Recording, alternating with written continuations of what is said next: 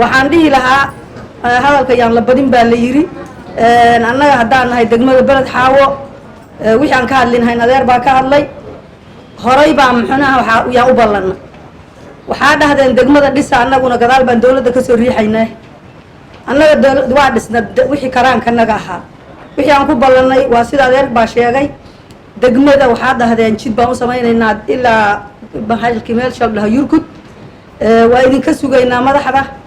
waxaan rabnay aeroboortka inaad noo dhistaan waxaa aad iyo aad cadaadis noogu hayo qofkanaga markii xanuun uu qabto inaan doolow u qaadno asagoon xanuunsan inaan doolow geyno amaba dhex uu nooga dhinto barasaab marka waxaan codsanaynaa waa lagu dhiiran laayahaa muxuu ahaayey aeroboortkii horeyna waa noogu dhagax dhigtay waxaan rabnaa arrintaas jawaab yar inaad ka bixiso cad inaad ka bixiso ma annagaa habacsan oo isqaadila mase waa yarabaqaynaa hoogaa hoos baad wax ka yar jiraan waa fahmi weyn taas horta waa aeroboortka waxaan codsanaynaa aeroboortka inaan annagaa diyaar u aeroboortka inaan dhisano ciidanna waaba haysanay amni uma baahno horaan u sheegnay taas waa maaragtay waxqabadkii degmada dhibkii nagu dhacay oo annaga gabdhaha ama degmada aad noo xanuunjiyay oo gabadhii nagala dilay aad iyo aad baad u mahadsantihiin sida sharafta badan oo degdega ah oo noola soo gaarteen maxkamaddii waa idinku mahad celinaynaa taasna waa ku qanacsannahay oo waa ku seexanay xalay markii shalay aan ka qayb galnay maxkamaddii halkaan lagu saaray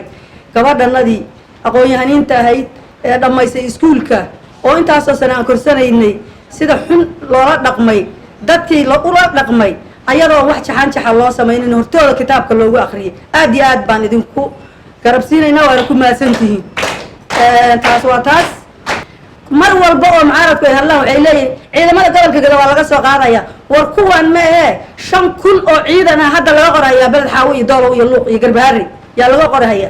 waxaan dhihi lahaa mucaaradka inaa iska samirtaan baa idiin fiican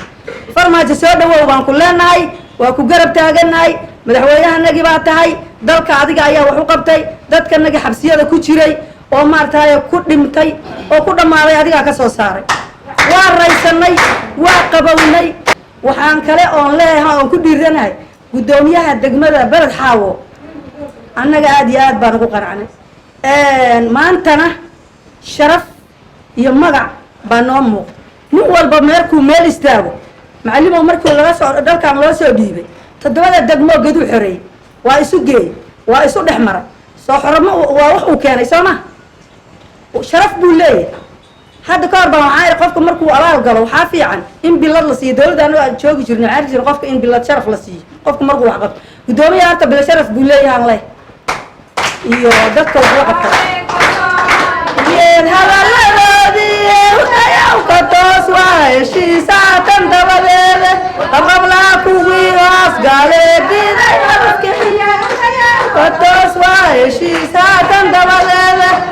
qaa kuwii hoos gaaloodiday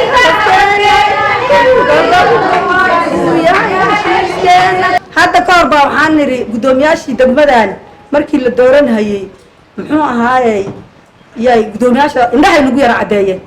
kolkaasaan nidhi mar haddaad hogaanta hawlwadeen lagaa dhiga hawsha oo la qaban iyo habacsanaanta lama rabo hal u beegsi shacabka iyo handadaadna lama rabo waxaan markaa saas u lahayn annaga shacabka ha nagu soo ordin hoostaada fiiri baana haddee hadda guddoomiyahan hoostiisuu fiiriyey xagga nabad sugidda guri baa loo dhisayaa waad aragtaan meel walba sida loo qurxiyey waxaa noo dhiman aeroboortkii madaxda gobolka soo dhawaada waa nala shaqaysan annagana waa idinla shaqaynay abaalmarintii iyo horu socodkii iyo horumarkii annaga waa in garab taagannahay garabkiini baan nahay jidka inaan dhisnaan diyaar u nahay aeroboortka inaan dhisnaan diyaar u nahay madaxdii dalka soo dhawaada